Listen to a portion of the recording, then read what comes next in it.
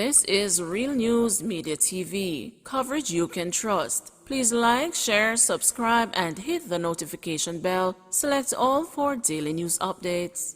Police woman allegedly shoots a sergeant husband during domestic dispute.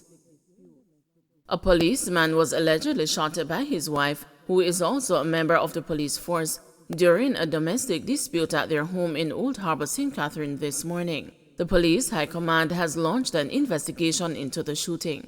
It is reported that they were at their home in Colebrook Heights in Red Ground when an argument developed around 4:45 a.m. The dispute was reportedly about infidelity. The policewoman reportedly shot her police sergeant husband in the chest. The injured 53-year-old was subsequently taken to the Spanish Town Hospital, where he is admitted. His 50-year-old wife is now under investigation.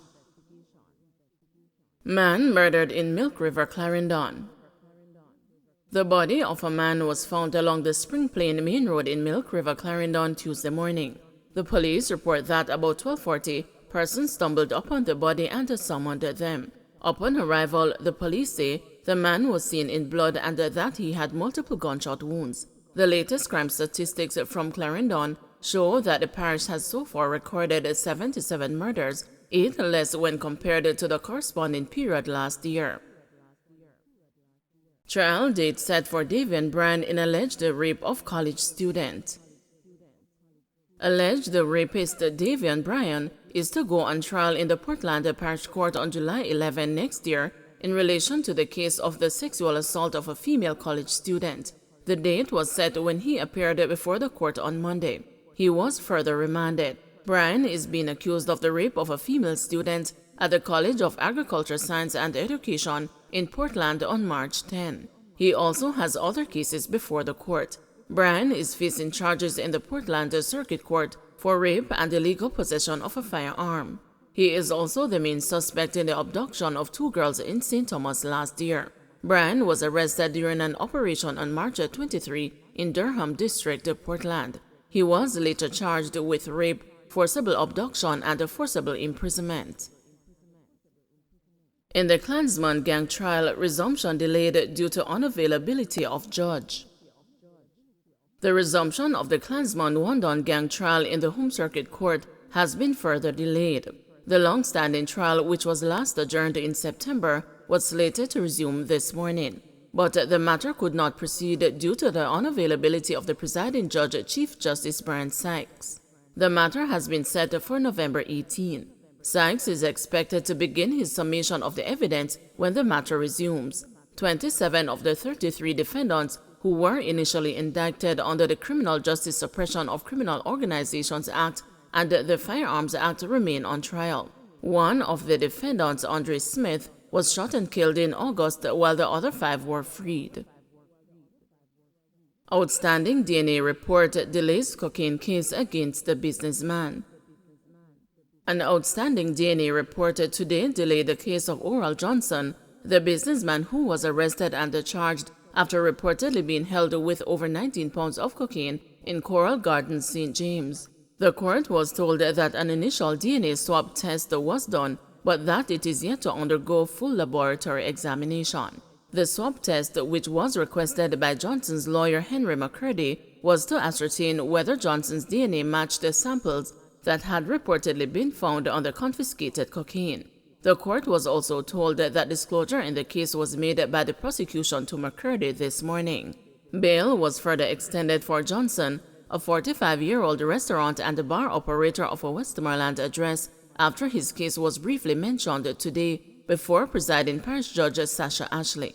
Ashley subsequently set the case for mention on December 13, at which time the court's next step in Johnson's case will be determined.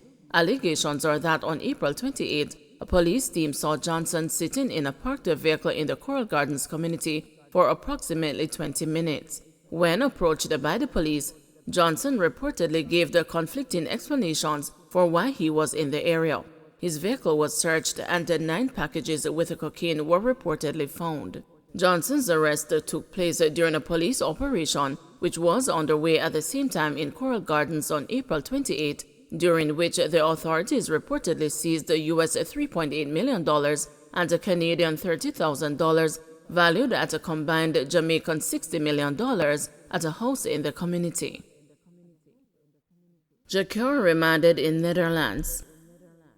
Dancehall star Jacure will continue serving his 6-year sentence for attempted manslaughter in the Netherlands, a judge ruled today. The singer appeared in court for a pro forma hearing. He is scheduled to return to court on January 24, 2023. Today, there was a pro forma. There's no news at this point.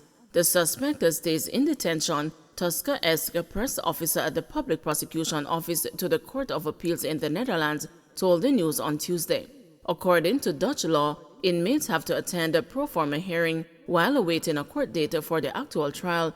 Therefore, a judge has to decide about the incarceration, whether to keep a suspect incarcerated or not, every 90 days. In March 2022, Jacure, 43, whose real name is Sikaturi Alcock, was acquitted of an attempted murder charge but convicted of the lesser offense of attempted manslaughter. The charge stems from a stabbing incident. Jacure reportedly stabbed a promoter over unpaid money in October 2021. Following the sentence, Dutch prosecutors appealed to the court against the acquittal of the attempted murder charge. There is still no hearing date scheduled yet for a new trial, so Jacure could find himself with a longer prison sentence if prosecutors have their way.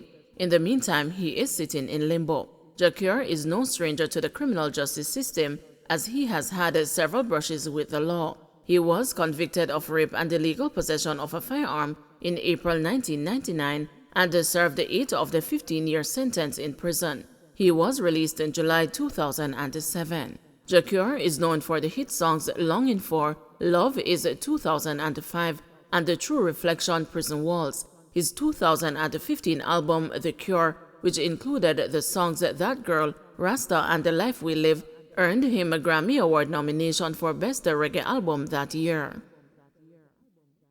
St. James Fire Department hampered by low service lines, prank calls. The St. James Division of the Fire Brigade has identified low service lines and prank calls as two of the main challenges facing firefighters in the division.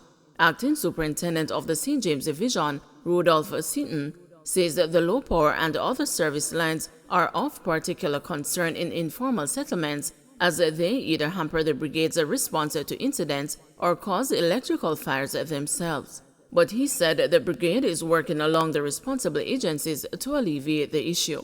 As it relates to prank calls, Mr. Seaton complained that they use up the brigade's limited resources when firefighters could have otherwise responded to genuine emergencies. He said that the fire brigade is seeking to step up public education efforts to reduce the frequency of prank calls. The brigade last week completed its fire safety training program in St. James with participation from more than 30 children from 6 primary schools. Especially in these informal settlements, is low-lying power lines, or low-lying service lines that hampers the fire department when we are responding to these calls. From time to time, we will have fires that are as a result of probably electrical, but our fire investigators normally carry out the investigation to cause a determination as to what was the cause. So